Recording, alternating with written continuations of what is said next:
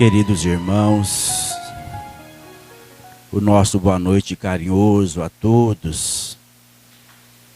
Espíritos encarnados e desencarnados que aqui nos encontramos, que nesses instantes, que a paz, que a luz, que o amor do doce meigo Rabi da Galileia possa estar envolvendo as nossas mentes, os nossos corações, os nossos espíritos sequiosos de amor, de justiça, sedentos de paz. Que esse mestre possa assim, então, através desses benfeitores espirituais, que pacientemente, carinhosamente, nos assiste nessa casa de oração, que possam eles nos auxiliar para que estejamos receptíveis à mensagem do Evangelho.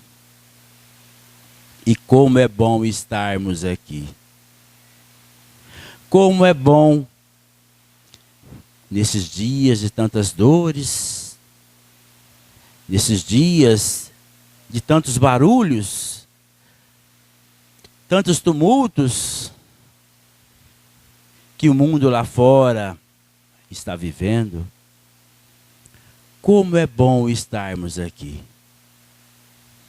Como é bom falarmos de Jesus. Como disse Pedro, naquele momento de êxtase, na passagem do Monte do Tabor,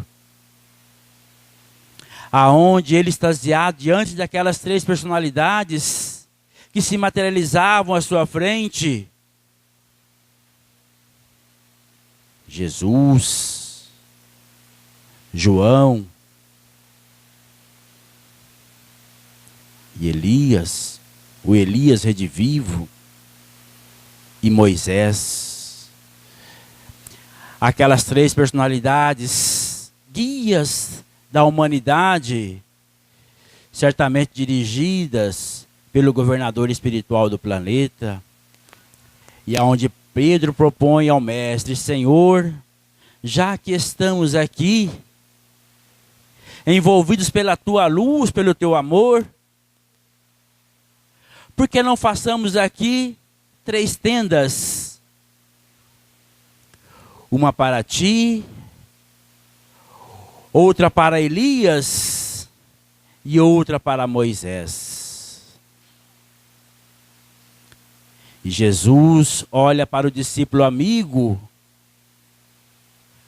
compreende a sua imaturidade, a sua infância espiritual ainda, compreende o êxtase que vivia naquele instante o seu discípulo amigo, e responde a ele, o admoesta: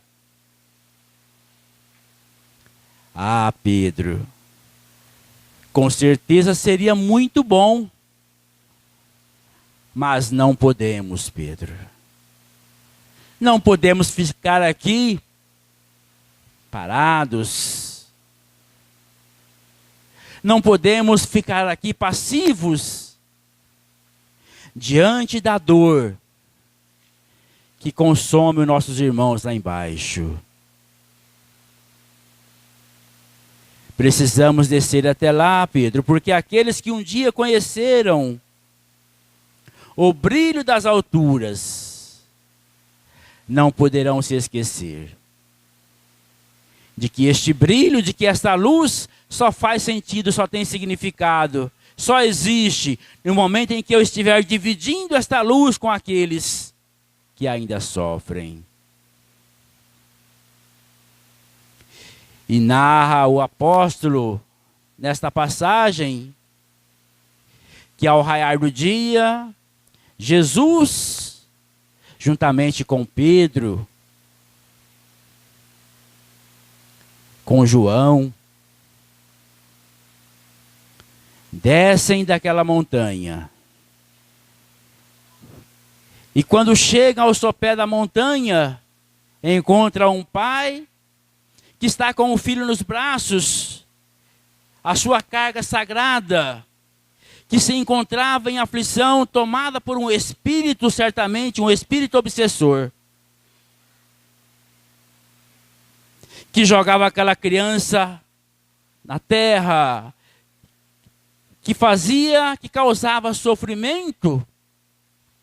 Aquela criança, aquele espírito, aparentemente inocente. E aquele pai, quando vê o Cristo se aproximando, corre em direção ao mestre e pede socorro. Senhor, aqui está meu filho, ajude-o, porque a noite toda ele esteve nesse tormento. E os vossos amigos, por mais que tentassem, nada conseguiram. E só me resta nesse instante confiar a vós. Jesus coloca a sua mão sobre aquela criança e admoesta o espírito que o atormentava, e diz àquele espírito: espírito imundo, em nome do meu Pai que estás nos céus, eu te ordeno, sai dele. E aquele espírito, diante daquela autoridade moral, diante daquela luz da humanidade, se afasta daquela criança, que cai desfalecida, desmaiada, já sem energia. Jesus pega aquela criança e entrega ao seu pai. E diz ao pai: tome aqui a sua carga sagrada, cuide bem dele, vá e não peques mais, para que não lhe ocorra, para que não lhe aconteça algo ainda pior. Os outros apóstolos, que estiveram a noite toda tentando fazer alguma coisa e que nada conseguiram, porque aquele espírito certamente era um espírito de alta inteligência e conhecia as leis que regem a vida na matéria. E eles então, enciumados, questionam Jesus: mestre, como pudestes? Nós estivemos aqui a noite toda e nada conseguimos. Jesus olha para eles e diz: ó homens de pouca fé, até quando eu estarei com vós? E o tempo passa. O tempo segue o seu curso.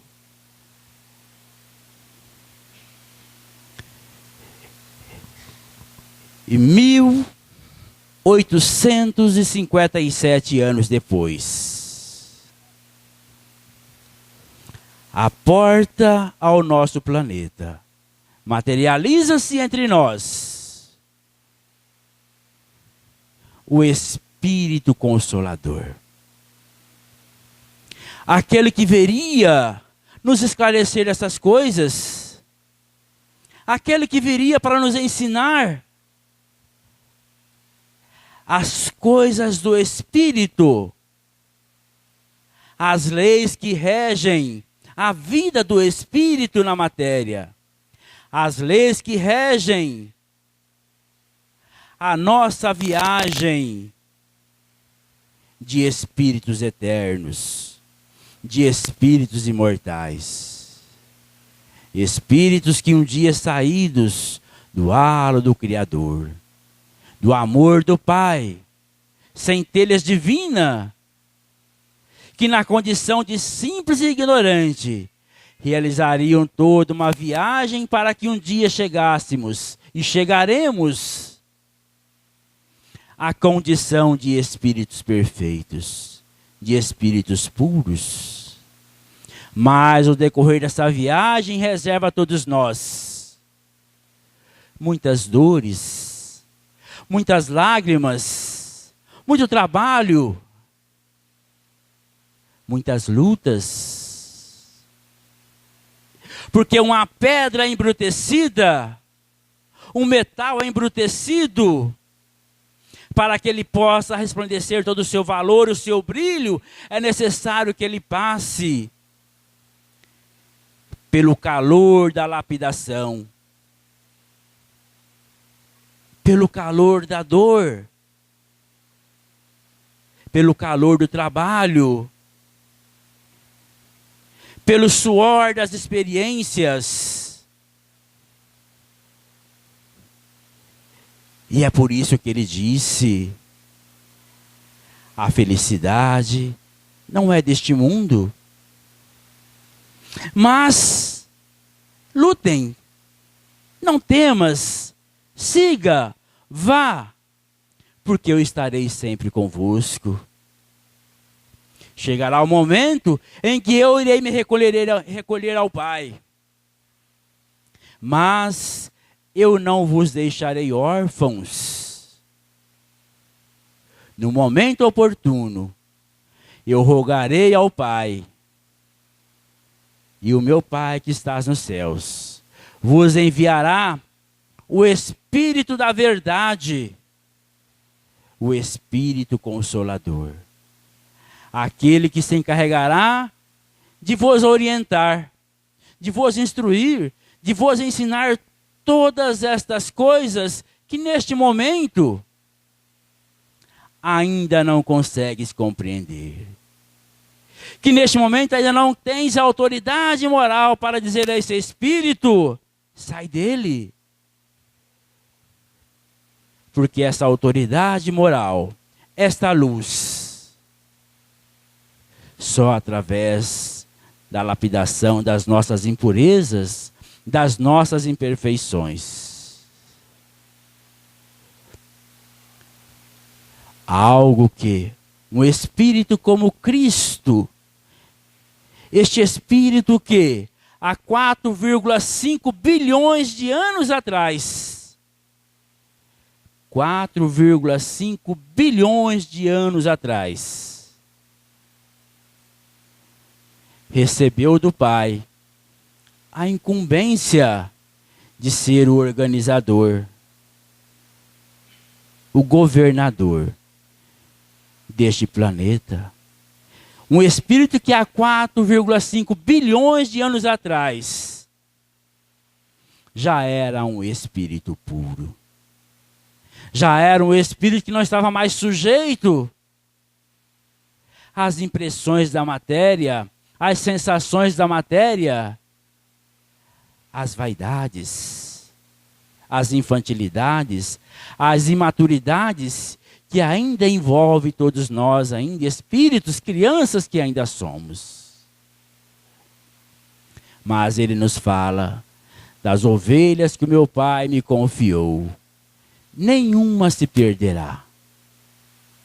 Dizendo a todos nós: vós também chegará até lá. Vós também um dia chegará à condição de espíritos perfeitos.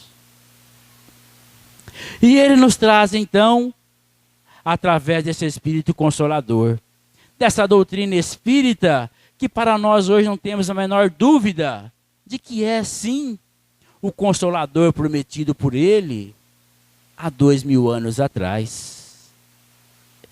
E neste capítulo, e neste corpo doutrinário, no Evangelho segundo o Espiritismo, no capítulo 6, que é o capítulo para a nossa reflexão da noite, intitulado O Cristo Consolador. Ele nos fala então assim: vinde a mim, todos vós que sofreis e que estáis sobrecarregados, e eu vos aliviarei.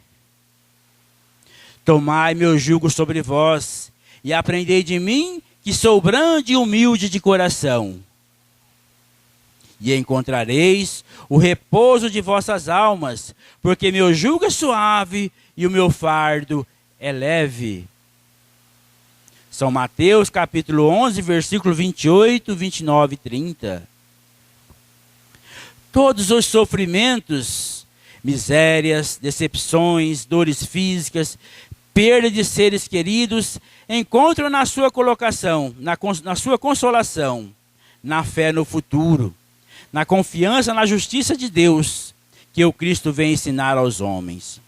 Sobre aquele, ao contrário, que não espera nada depois desta vida, ou que duvida simplesmente, as aflições se abatem com todo o seu peso, e nenhuma esperança vem suavizar-lhe a amargura. Eis o que levou Jesus a dizer: vinde a mim, todos vós que estáis fatigados, e eu vos aliviarei. Entretanto, Jesus coloca uma condição à sua assistência e à felicidade que promete aos aflitos. Essa condição está na lei que ensina seu jugo, na lei que ensina. Seu jugo é a observação dessa lei, mas esse jugo é leve e essa lei é suave, uma vez que impõe por dever o amor e a caridade.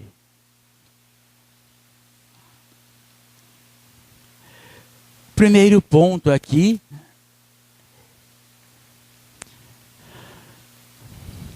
quem é o Cristo? Quem é esse Espírito que com essa autoridade nos faz esse convite? Vinde a mim, confia em mim, porque eu sei o que eu estou falando para vocês. Eu e o Pai somos um. Aquele que crê em mim, crê no Pai. Ele faz um convite a todos nós, sem distinção de raça, cor, nível social, condição cultural, intelectual. O convite ele é feito a todos nós, espíritos em aflição, espíritos sofredores. Vamos parar um pouquinho, fazer uma reflexão nessas duas partes dessa frase, deste convite. Primeiro, o que seria esse vinde a mim? O que ele está propondo então? Porque a partir do momento em que nós aceitarmos esse convite, ele diz: vosso fardo ficará mais leve, vossas dores serão consoladas.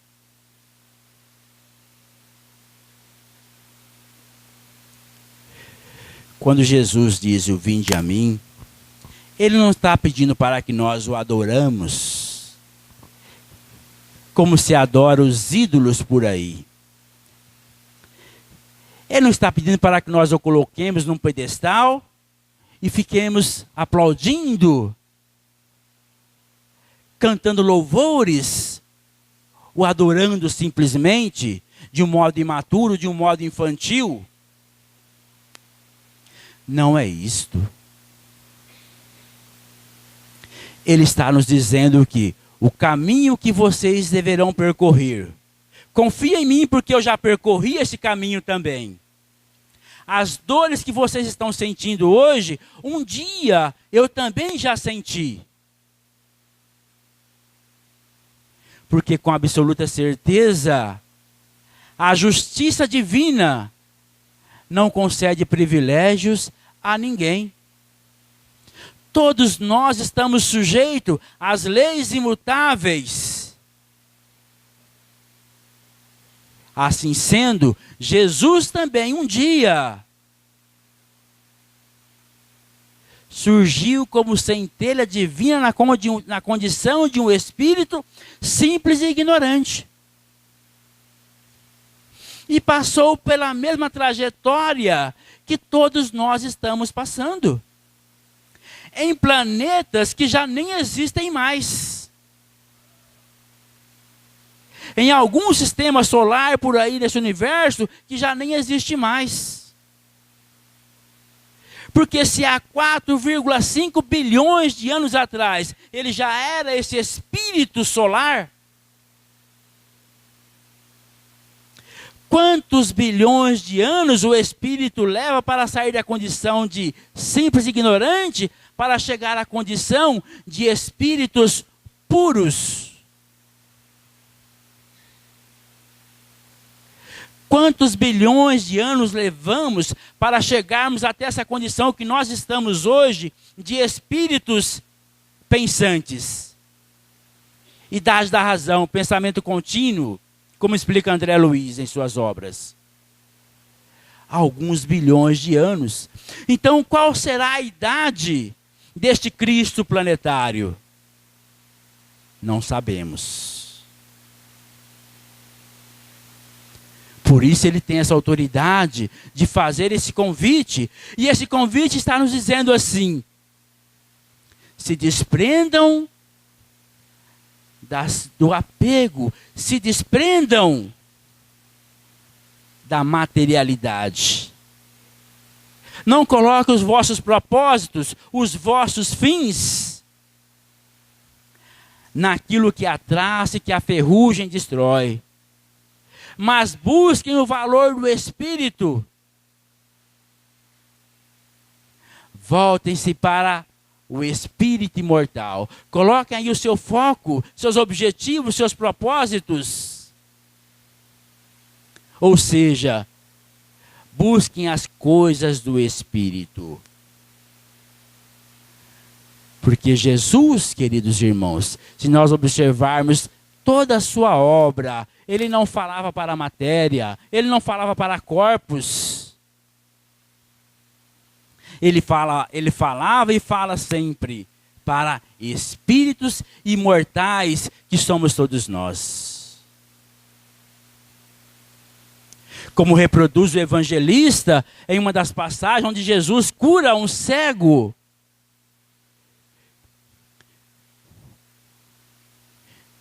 Diz o evangelista que Jesus disse àquele cego: eu devolvo-lhe a visão, curando o seu corpo. Mas e cure o seu espírito.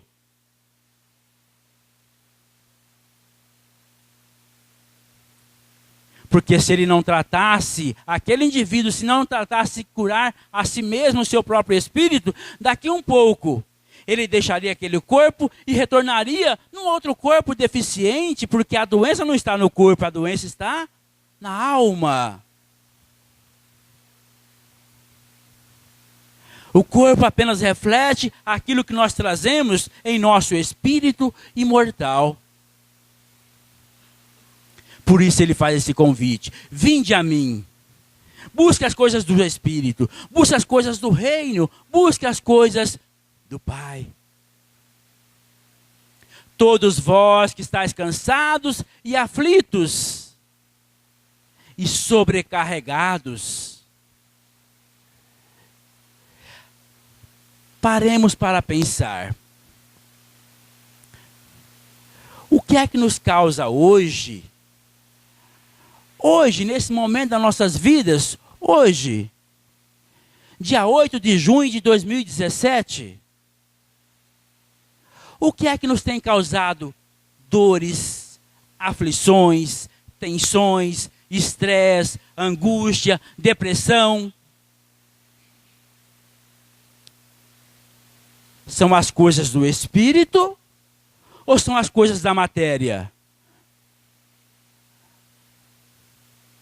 As nossas maiores preocupações, o que tem ocupado um grande espaço na nossa mente, são as coisas do espírito ou são as coisas da matéria? Com o que é que nós estamos nos preocupando de fato? O que é que nós estamos dando a devida importância, os devidos valores? Não que nós não devamos estar nos preocupando com o nosso cotidiano, com a nossa vida material. Sim, porque ela também tem a sua importância. Ela também tem a sua finalidade e através dela nós educarmos o espírito, burilarmos o espírito. Porque a matéria funciona para todos nós como um mata-borrão puxando para fora aquilo, as impurezas que estão lá dentro. Então ela tem sua importância. A questão é, nós ainda na nossa imaturidade, na nossa infantilidade, nós invertemos os valores. As aflições, a sobrecarga, é porque nós colocamos ainda maior importância, maior atenção, maior valor aquilo que é transitivo, aquilo que é perecível, aquilo que é a traça, que é a ferrugem, destrói. A gente acaba com a nossa saúde, com o nosso bem-estar, correndo atrás de encher o saco do coração de dinheiro, de moedas, ouviu metal? Esquecendo que um coração tranquilo, um coração em paz, é aquele que está cheio das coisas que a traça, que a ferrugem não levam, não destroem. Por isso estamos tão aflitos.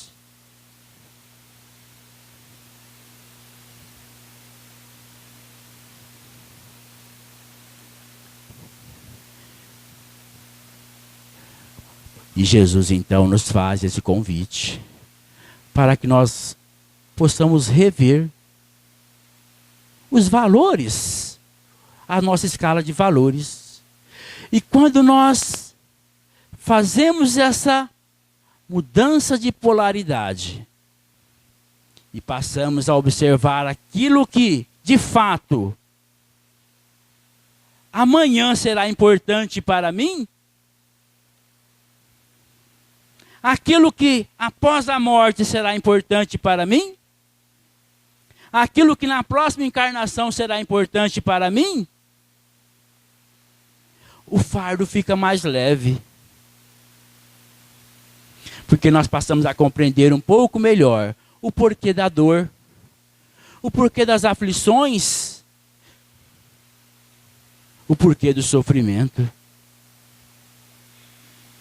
E façamos uma outra reflexão.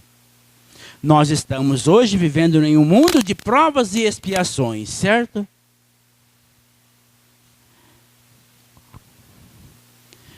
Mas tem um pequeno detalhe. Se a gente parar para pensar e fazer uma análise daquilo que está doendo hoje, nesse exato momento, na alma de cada um, nós iremos verificar que não se trata de nenhuma provação e de nenhuma expiação, e sim de tormentos voluntários. Como está lá no capítulo 5 do Evangelho segundo o Espiritismo,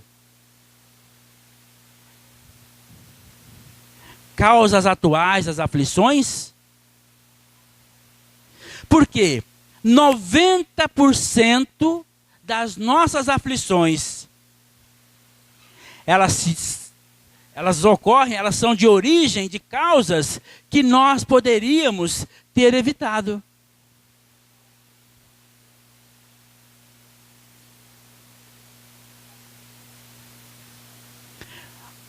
Alguém que pega o seu carro e vai daqui a Araçatuba. Aqueles que entendem do assunto, os estudiosos do trânsito, avaliaram que essa rodovia, se você for daqui a Araçatuba a 110 km por hora, que é a velocidade máxima permitida, ela é uma rodovia que te oferece um nível muito bom de segurança. A possibilidade de você sofrer um acidente é muito pequena. Mas se você for a 160 por hora, o risco de você sofrer um acidente é grande. E aí você vai a 160 e você sofre um acidente, capota seu carro e você fica paraplégico. Isto é expiação? Não é expiação. Isso é um tormento voluntário. Você provocou isso. Você poderia... Isso não estava previsto. Porque o que se espera de espíritos conscientes, maduros, é que você respeite as leis, você respeite as regras. Mas quando você desrespeita isto, é por sua conta e risco.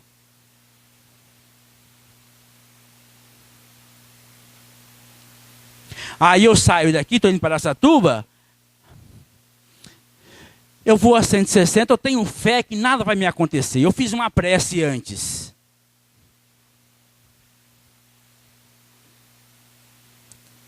Aí eu peço para o Palminha, né, Bazan? Palminha, me acompanha na caminhonete, né? Aí o Palminha vem na reunião mediúnica e fala assim para o Bazan: Bazan, enquanto você estava a 110, eu estava com você. Quando você passou para 120, eu desembarquei e deixei você ir. Eu fiquei com medo de morrer.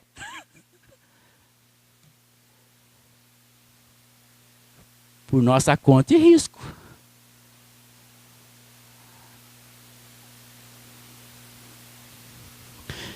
Eu vou para Paris. Compro uma passagem na Air France. Tchau. Chego lá em Paris, eu programei, vou na Torre Eiffel, Arco do Triunfo, passeando. Aí eu vejo um shopping center maravilhoso. E eu entro. Eu sei que as minhas condições financeiras só dá para eu gastar R$2.000 por mês.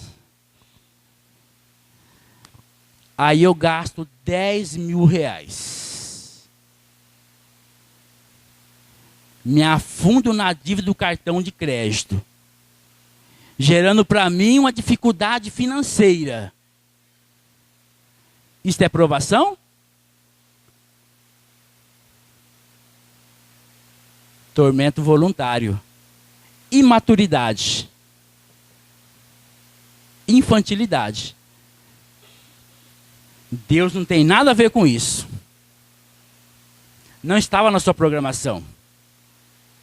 Agora, se você vai e esse avião cai lá no Oceano Atlântico e você morre, você poderia fazer alguma coisa para evitar isto? Não. Aí sim. Isso pode ser uma expiação. Uma aprovação.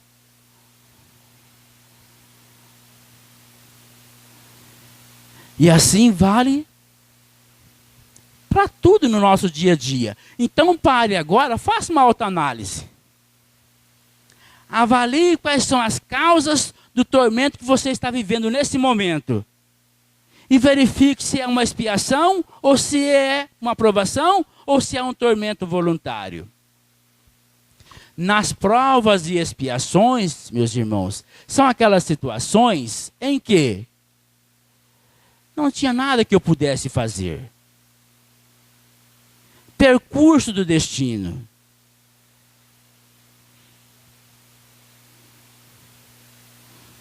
Eu estou indo tranquilo pela calçada, vem um maluco lá, sobe na calçada, me atropela, eu morro. Não tinha nada que eu pudesse fazer. Mas se eu atravesso a rua sem olhar para o lado, sou atropelado, imprudência minha, tormento voluntário.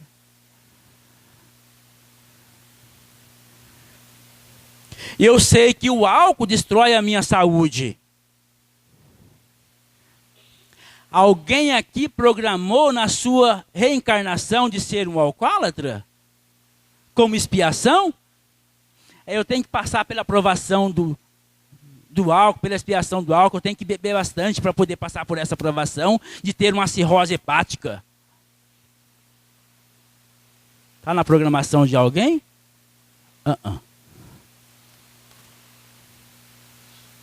Tormentos voluntários.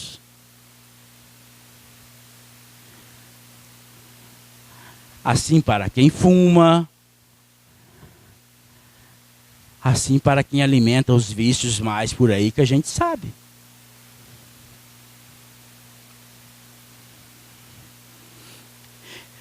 Eu sei que falar mal da vida dos outros é se envolver num tóxico energético, numa matéria mental de má qualidade. Mas eu não consigo, eu não resisto. E eu falo mal da vida dos outros. Me meto onde eu não devia me meter. E atraio para mim toxinas mentais que vão acabar gerando problemas renais, problemas estomacais, problemas cardíacos, porque causa, para quem não sabe, isto causa, fofoca causa isso também. Isso é expiação, é provação? Tormentos voluntários. A misericórdia divina, meus irmãos, ela é muito maior do que nós possamos imaginar. Deus não quer a dor. Deus não castiga, mas nem tampouco dá prêmios. Deus nos dá a oportunidade de caminharmos dentro do princípio do equilíbrio, da harmonia, da evolução. Através dessa fé consciente, desta fé raciocinada, desta fé objetiva, vivenciada. E é isso que a doutrina espírita, é isso que esse Consolador prometido vem nos propor. É esta fé que nos faz espíritos amadurecidos, responsáveis. Porque vós sois deuses. E eu vim para que tenhais vida, disse ele. Não uma vida qualquer, mas uma vida em abundância. Portanto, se vierdes a mim buscando as coisas do Espírito, o vosso fardo será mais leve. Porque quando nós viemos, quando nós passamos por situações de algumas provas ou expiações, que são situações que foram programadas para a nossa encarnação, o Pai não coloca fardos pesados em ombros fracos. Quando a situação é de uma prova, de uma expiação, podem observar para vocês verem se por trás não tem um amparo espiritual muito grande. Um auxílio muito grande para que a gente dê conta de atravessar aquelas dificuldades. Mas quando as situações de dor e sofrimento, sobrecargas, são impostas por nós mesmos, pelos nossos tormentos voluntários, o problema é de cada um. A opção foi sua, você escolheu. Quando você estava cometendo aquele desatino, você deveria ter pensado antes se você estava preparado para arcar com as consequências daquilo que você está fazendo. Ó, filhos queridos, a sementeira é livre, mas a colheita, ela ocorre por conta da responsabilidade daquilo que você plantou.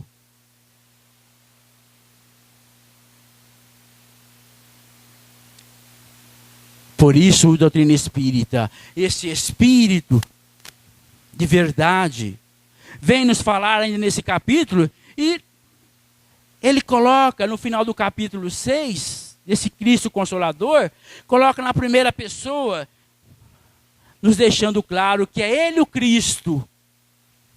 Ele. Esse Espírito que dirigindo essa pleia de espíritos solares, nos traz essa revelação. E ele coloca então assim: sou o grande médico das almas, e venho vos trazer o remédio, que deve curá-los. Os fracos, os sofredores e os doentes são meus filhos prediletos, e venho salvá-los. Aqueles que estão passando por difíceis provas e expiações, pelo princípio da regeneração, pelo princípio do burilamento das almas, pelo princípio da autoiluminação.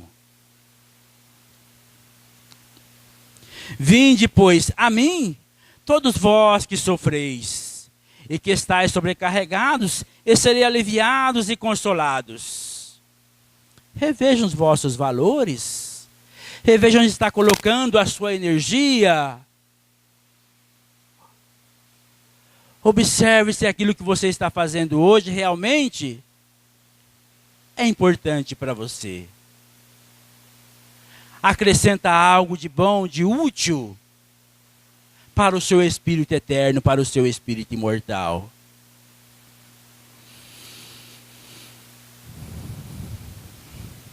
Não procureis alhures, a força e a consolação, porque o mundo não as pode dar. Deus fez aos vossos corações um apelo supremo pelo Espiritismo, este Consolador prometido. Escutai-o, que a impiedade, a mentira, o erro, a incredulidade sejam extirpados de vossas almas doloridas. São esses os monstros que se saciam de vosso sangue mais puro e que vos ferem quase sempre mortalmente. As nossas imprudências, as nossas buscas pelas sensações, pelos prazeres transitórios, que acabam por nada acrescentar, nos geram dores e sofrimentos. Que no futuro, humildes e submissos ao Criador, pratiqueis sua divina lei. Amai e orai, sede dóceis aos Espíritos do Senhor. Invocai-o do fundo do coração, e então Ele vos enviará seu Filho bem-amado, para vos instruir e vos dizer estas boas palavras. Eis-me aqui. É Ele, o Cristo, esse amigo de todas as horas, que está aqui nos falando.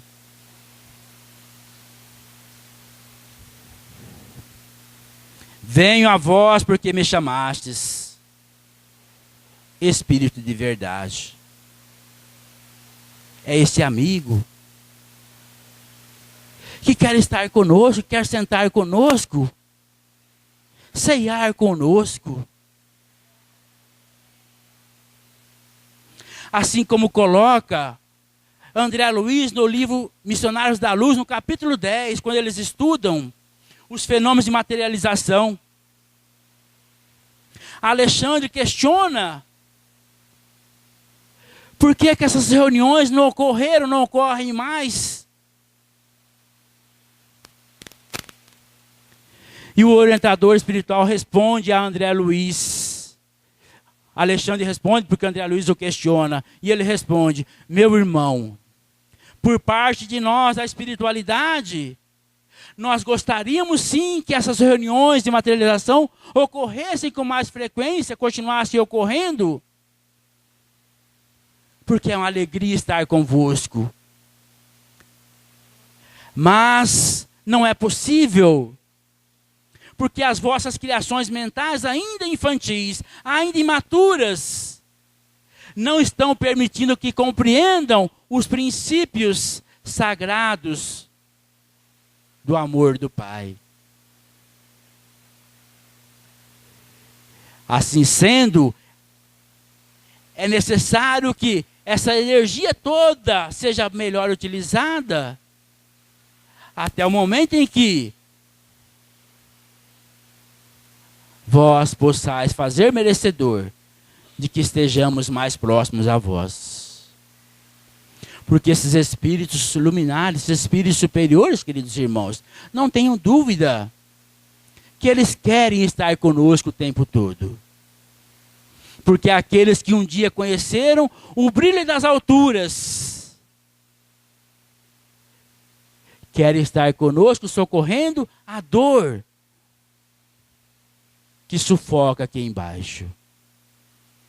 Assim como ocorreu com Maria, a nossa Mãe Santíssima, a Mãe do Cristo, aquela que um dia recebeu do Cristo o convite: eu quero vir à terra através do vosso ventre. E ela disse a ele: eu aceito, Porém, não se esqueça, Maria, terás que me acompanhar da manjedoura. Irás experimentar a alegria da manjedoura, mas terá que também suportar a dor da cruz. E ela aceitou. E naquele momento, Jesus ali na cruz, sem se importar com a sua dor, mas o Espírito luminar, o Espírito que olha para a alma humana, olha para João e diz: João, eis aí tua mãe. Maria, eis aí o teu filho. E após aquele momento, Maria vai com João residir-se em Éfesos. E chegando lá em poucos dias, o zum correu pela cidade. Ela está morando aqui agora. Ela, a mãe do Cordeiro, a mãe do Salvador, está morando aqui. E começou-se então aquela romaria na porta da casa de João, porque todos queriam ver Maria. Não simplesmente para abraçá-la, mas para pedir um conselho, uma orientação. E ela atendia a todos durante anos e anos. Até que um dia Maria, cansada, já no final do dia, havia atendido centenas de pessoas. De repente, o último da fila chegou e sentou diante dela. Pois não, meu filho, o que queres? E aquela pessoa começou a conversar com Maria, falando de amor ao próximo, de esperança, de fé. E ela olhou e ela o reconheceu. É o meu filho bem amado. E ela foi se ajoelhar. Ele segurou na mão dela e não deixou que ela ajoelhasse. Isso está no livro Boa Nova de Humberto de Campos. E ele foi quem se ajoelhou diante dela. E disse a ela: ó, querida mãe, como é bom estar aqui com você. E no final da noite, Maria desencarnou. Quando ela desencarnou, que ela chega no plano espiritual, foi recebida por aquela pleia de espíritos. Diante dele estava o próprio mestre. E ele disse a ela: querida mãe, escolha para onde você quer ir agora. Para qualquer lugar, onde você quiser ir. Se quiser ir lá para Três Lagoas, tomar um cafezinho quente, comer um pão de queijo, vamos, onde você quiser ir. Ela olha para ele e diz assim: ah, meu filho, estou sabendo que ainda hoje, no círculo romano, alguns cristãos serão lançados aos leões. Eu quero estar lá com eles. E se dirigiram para lá. E chegando naquele circo, em um quartinho escuro, estavam ali alguns cristãos que seriam lançados aos leões aquela noite. Naquele cantinho tinha uma senhorinha magrinha, tremendo de medo. Ela se aproximou dela e disse: minha filha, cante, comece a cantar. Cante a Deus, comece a cantar. Ela começou a cantar. E o seu canto aliviou o seu medo, a sua dor, fortaleceu a sua fé e contagiou os demais que estavam ali, e todos começaram a cantar. Daí um pouco aquele portão se abre e eles entram na arena. Algo que ninguém entendia. Cantando. Cantando. Porque quem os acompanhava era Maria, esta sagrada mãe. Esse Espírito que, assim como nós, um dia compreenderemos a importância da espiritualização, a importância da fé, a importância desse contato, dessa sintonia com o Pai, com o Criador, com o Divino Mestre Jesus. E que Jesus esteja assim fortalecendo o coração, a alma, a determinação, o desejo, o trabalho de cada um de nós de seguir na direção da nossa própria iluminação. Muita paz, muita luz a todos. Obrigado, meus irmãos.